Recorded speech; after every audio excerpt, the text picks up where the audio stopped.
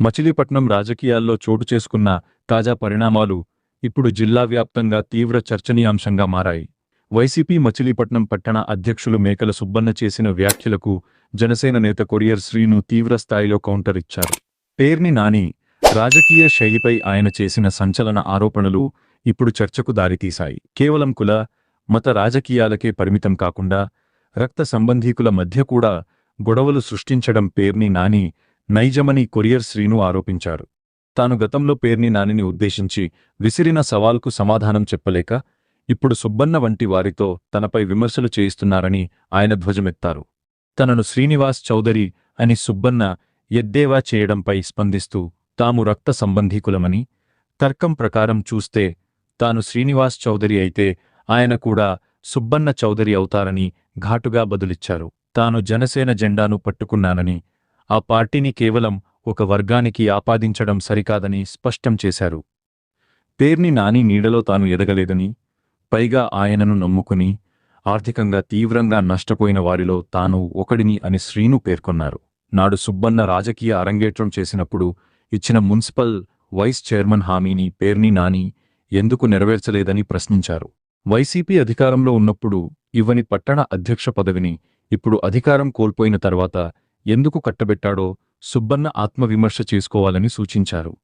తన కుమారుడి రాజకీయ భవిష్యత్తు కోసం సుబ్బన్ను బలిపశువును చేసేందుకు పేర్ని నాని ఈ ఎత్తుగడ వేశారని, ఈ విషయాన్ని సుబ్బన్న గుర్తించాలని కొరియర్ శ్రీను హెచ్చరించారు.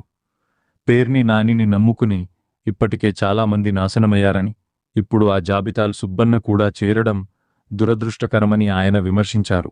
ఈ మొత్తం వ్యవహారం ఇప్పుడు మచిలీపట్నం వైసీపీ మరియు జనసేన వర్గాల మధ్య తీవ్ర వాదోపవాదాలకు కారణమవుతోంది.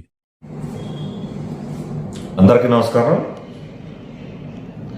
నేను పేర్ని రెడ్డి గారిని గత కొన్ని రోజుల నుంచి కూడా అనేక ప్రశ్నలు సంధిస్తున్నా ఆయన సమాధానం చెప్పలేక పేర్ని రెడ్డి గారు కొత్త కొత్త వింతలు, కొత్త కొత్త పోగలు తీసుకొస్తున్నాడు. వీళ్ళకి ఈ పేర్ని రెడ్డికి ఉన్న అలవాటు కానీ ఏదైనా సరే కులాల మధ్య, మతాల మధ్య విభేదాలు సృష్టించడమే కాకుండా కొత్తగా నిన్న మన టౌన్ ప్రెసిడెంట్ గారైన మేకల సుబ్బన్న గారితో మాట్లాడించాడు. ఎందుకు మాట్లాడించాడంటే, మేమంతా రక్త సంబంధికులు, రేపొద్దున ఏదన్నా వచ్చి ఉన్నా మాకు రాజకీయ విభేదాలు బోలు ఉండొచ్చు, ఆర్థిక విభేదాలు బోలు ఉండొచ్చు, కానీ ఎప్పటికైనా సరే మేమంతా రక్త సంబంధికులు. మాకు ఎన్ని ద్వేషాలున్నా,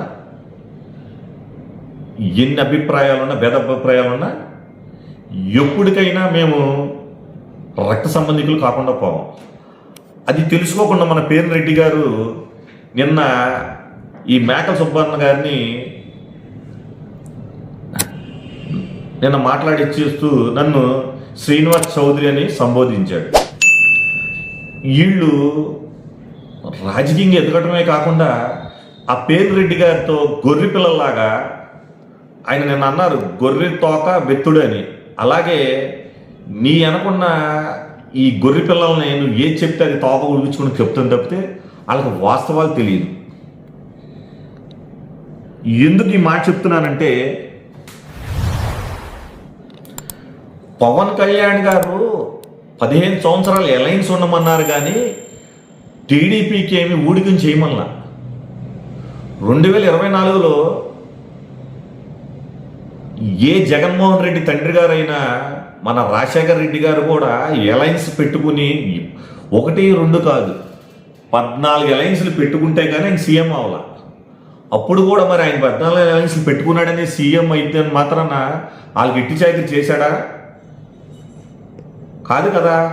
అలాగే నన్ను శ్రీనివాస్ చౌదరి అని మీరు సంబోధించాలంటే నేను తెలుగుదేశం జెండా పట్టుకోలేదు నాయన, నేను పట్టుకునే జనసేన పార్టీ. జనసేన పార్టీ ఏమీ కమ్మూరు పార్టీ కాదు, అట్లానే అది కాపుల పార్టీ కాదు. ప్రజల కష్టం ఉంటే ఆ కష్టం నుంచి పుట్టిన పార్టీయే జనసేన పార్టీ. నేను మీ నాయకుడి పేర్ని రెడ్డి లాగా వైసీపీ జెండా పట్టుకుని తిరిగే మనిషినైతే కాదు కదా. అది ముందు మీరు తెలుసుకోవాలి. ఎందుకంటే మేము ఎక్కడా కూడా కులాలకు అతీతంగా పనిచేస్తున్నాం. పేర్ని రెడ్డి గారు అంటారు, కాపులకి ఎక్కడ అన్యాయం జరగలేదు, కాపులంటే మాకు అమితమైన ప్రేమ, రాష్ట్రంలో ఎక్కడా లేదన్నట్టు అధికారం లేకుంటే నాకు టౌన్ ప్రెసిడెన్సీ ఇచ్చారా అని మా టౌన్ ప్రెసిడెంట్ ఓ గొర్రెపిల్ల మాట్లాడుతుంది. అరే అన్నయ్య, నువ్వు తెలుసుకోవాల్సింది ఏంటంటే అన్నయ్య, నీకు టౌన్ ప్రెసిడెంట్ ఇచ్చింది ఎప్పుడు రా నాయన? అధికారం కోల్పోయిన తర్వాత దిక్కు మొక్కు లేకుండా వాడి కొడుకైన ఆ అరబొడ్డోడికి, నువ్వు చెప్తున్న 25 ఏళ్ళ పసిపోన అరబొడ్డోడికి వెనక ఎవరు మిగలరు కాబట్టి నీకు మెడలో ఒక ట్యాగ్ వేసి టౌన్ ప్రెసిడెంట్ అని ఇచ్చారు. అధికారంలో ఉన్నప్పుడు నీకు ఏ రోజైనా మున్సిపాలిటీలో నీ మున్సిపాలిటీలో నీకు ఎంత హవా జరిగిందా? నువ్వు అధికారంలోకి వచ్చిన రోజున మచిలీపట్నానికి మేయర్ జనరల్ లేడీ అయినప్పుడు సుబ్బన్ గారు మిస్సెస్ అయినటువంటి మేకల లలితాదేవి గారికి, అంటే మా స్వయాన మా వదినకి మేయర్ టికెట్ వస్తుందని చెప్పి నువ్వు అన్ని ఫామ్స్ అని ఫిలప్ చేసుకున్న తర్వాత పేరు నాని నిన్ను ఆపించిన మాట వాస్తవమా కాదా? నువ్వు సుబ్బనికి ఎదురురా మాకు అని మా కుటుంబంలో అందరూ కూర్చుంటే ఆ రోజున నేను కౌన్సిలర్గా నామినేషన్ వేసే రోజున నేను విత్డ్రా చేసుకున్నా. సుబ్బను మర్చిపోయావు నువ్వు ఇవన్నీ. నువ్వు రాజకీయ అరంగేటం చేసే రోజున నీకు పేరు నాని ఏం ప్రామిస్ చేశాడు? నీ సొంత బాబాయ్ అయిన కుమార్ బాబుని రాజకీయ సన్యాసం చేసేవారు నిద్రపోని పేరు నాని మీ బాబాయ్ నా దగ్గర నుంచి వెళ్ళిపోయాడు, మా నాన్న దగ్గర నుంచి వెళ్ళిపోయాడు, నీకు వైస్ చైర్మన్ ఇస్తాను. అయ్యా పేరు నాని గారి, పేరు రెడ్డి గారి గొర్రెపిల్ల సుబ్బన్ గారు, నువ్వు నా చరిత్ర పేరు నాని దగ్గర నుంచి కదా పెరిగింది, నువ్వు ఎంత తోడైనా. అరే నాయన, పేరు నాని దగ్గర ఉన్నప్పుడు ఏ రోజు కూడా నేను రాజకీయ జెండా పట్టుకోవాలా. మీకు ఒక విషయం తెలియాల్సింది ఏంటంటే, బై బర్త్ మాది ల్యాండ్ లార్డ్ కుటుంబం. నాది కాదు, మనది ల్యాండ్ లార్డ్ కుటుంబం. ఎందుకంటే నువ్వు కూడా మనోడివని చెప్తున్నా. మా అమ్మ వాళ్ళ నాన్న